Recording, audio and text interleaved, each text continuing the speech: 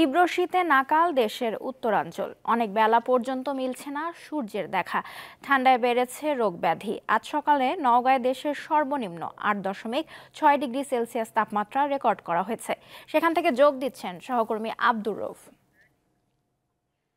রউফ, আজ দেশের সর্বনিম্ন তাপমাত্রার কারণে নওগাঁর জীবনে কি প্রভাব পড়েছে এবং রোগ ব্যাধির প্রকোপ আছে কি?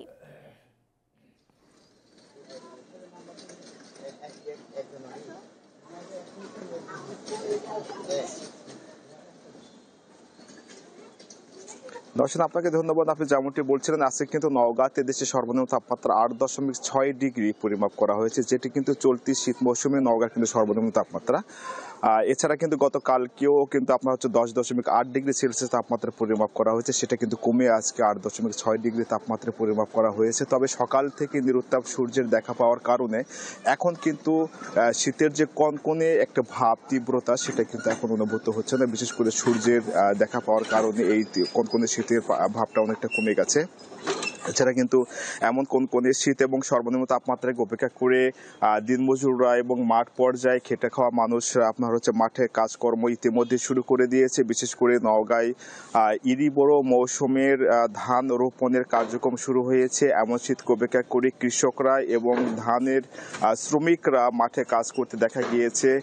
এছাড়া কিন্তু আপনার শহরের বিভিন্ন জায়গাতে একদম জরুরি প্রয়োজন ছাড়া কিন্তু মানুষ ঘরের বাইরে বের হচ্ছে না, এরকম দেখা গিয়েছে। এছাড়া কিন্তু আপনার জেলার ১১টি উপজেলার যে উপজেলা স্বাস্থ্য কেন্দ্রগুলো রয়েছে, সেসব স্বাস্থ্য কেন্দ্রে শীতজনিত বিভিন্ন রোগে বয়স্ক এবং শিশুদের আক্রান্ত হয়ে ভর্তি হতে দেখা গিয়েছে। বিশেষ করে নওগাঁ আধুনিক সদর হাসপাতালে শয্যা সংকট থাকার কারণে অনেক রোগীকেই কিন্তু সেখানকার চিকিৎসকরা মেঝেতে আপনার আশ্রয় দিয়ে চিকিৎসা প্রদান করছে। তবে এখন পর্যন্ত নওগাঁতে শীতজনিত রোগে আক্রান্ত হয়ে মৃত্যুর কিন্তু কোনো খবর পাওয়া যায় না। আমার সঙ্গে কথা হয়েছে বদলগাছি কৃষি আবহাওয়া পর্যবেক্ষণকারী কর্মকর্তা মিজানুর রহমানের সঙ্গে।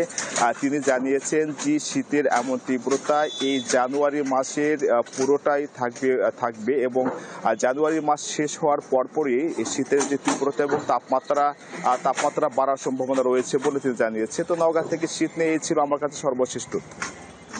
নওগাঁ থেকে জানাচ্ছিলেন সহকর্মী আব্দুর রউফ।